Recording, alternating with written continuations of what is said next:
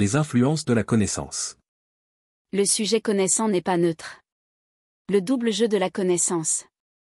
La subjectivité de la connaissance. La machine hyper complexe. Similitude entre l'esprit humain et les machines informatiques. Différence entre l'esprit humain et les machines informatiques.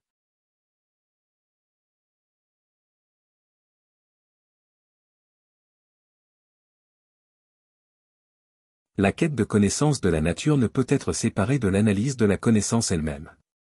Edgar Morin souligne que le sujet connaissant n'est pas neutre, mais influencé par des dimensions biologiques, culturelles, sociales et historiques. Sur le plan biologique, nos perceptions et capacités cognitives, façonnées par l'évolution, influencent notre compréhension du monde. Nous sommes soumis à des biais qui limitent notre interprétation de la réalité.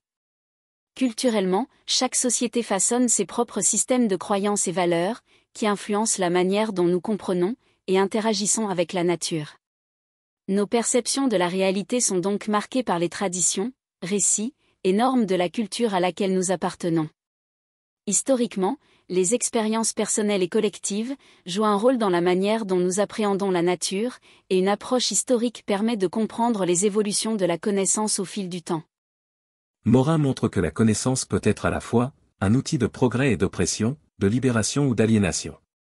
Elle peut éclairer ou obscurcir la réalité, selon les intérêts de ceux qui la contrôlent. Il explore aussi la coexistence et l'interaction complexe entre les différentes formes de connaissance, science, religion, mythologie, et met en garde contre les dangers des abus de pouvoir, par une manipulation de la connaissance. La subjectivité de la connaissance est centrale pour Morin, influencée par nos émotions, valeurs, croyances et expériences personnelles. Cette subjectivité guide notre quête de sens, notamment dans des questions existentielles sur la vie, la mort, et notre place dans l'univers.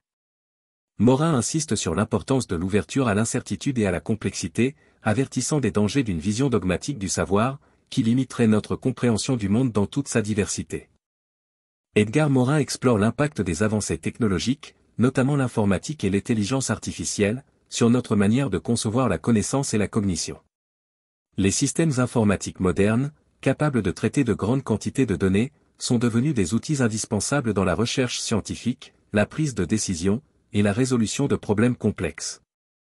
Cependant, Morin met en garde contre une vision réductionniste de la connaissance, qui sous-estimerait la complexité de la réalité, et la diversité des expériences humaines. Morin souligne également les implications éthiques et philosophiques de cette technologie omniprésente, en particulier les risques liés à la surveillance, à la vie privée, et à la responsabilité, dans un monde dominé par des machines hyper complexes. Il examine comment les ordinateurs influencent notre façon de penser, et de résoudre des problèmes, tout en mettant en avant les similitudes et les différences, entre le fonctionnement de l'esprit humain, et celui des machines.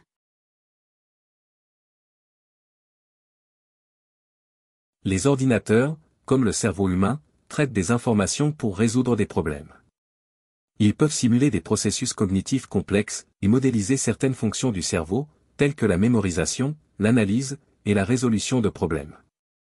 Tout comme le cerveau humain, les ordinateurs peuvent être utilisés pour assister la prise de décision, dans des domaines variés comme la science ou les affaires, en fournissant des analyses rapides et sophistiquées.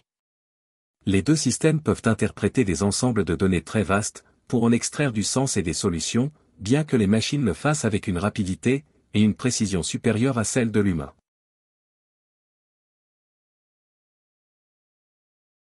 L'esprit humain intègre des dimensions émotionnelles, intuitives et sociales dans ses processus de pensée, ce que les machines ne peuvent pas reproduire. Les ordinateurs se basent uniquement sur des algorithmes et des données programmées, tandis que les humains réagissent avec sensibilité et adaptation à des contextes changeants et incertains. La créativité et la pensée critique, caractéristiques humaines, ne peuvent pas être pleinement modélisées par des machines. Les ordinateurs manquent de spontanéité, de subjectivité, et de capacité à générer des idées nouvelles, sans être préprogrammés à le faire. Les machines suivent des logiques précises et linéaires, alors que l'humain appréhende la réalité dans toute sa complexité et ambiguïté.